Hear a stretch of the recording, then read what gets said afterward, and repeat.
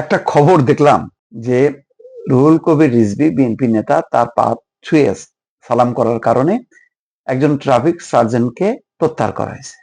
এটা খুব কি মানে বিশাল একটা অপরাধ হয়ে গেল। এই ট্রাফিক সার্জেন্ট নাম কি? আরিফুল ইসলাম। তো হয়তো আবেগবশত সে করছে, তার কাছে এমন কোনো ধান্দা নেই রুহুল কবির রিজভী কাছে, বা রুহুল কবির রিজভীর কোনো ধান্দা নেই সেই ট্রাফিক সার্জেন্টের কাছে, যে এটা বিশাল একটা অপরাধ হয়ে গেল। এটাকে এত সিরিয়াসলি ধরে তাকে একবারে প্রত্যাহার করা, এগুলি আমার মনে হয় যে বাড়াবাড়ি।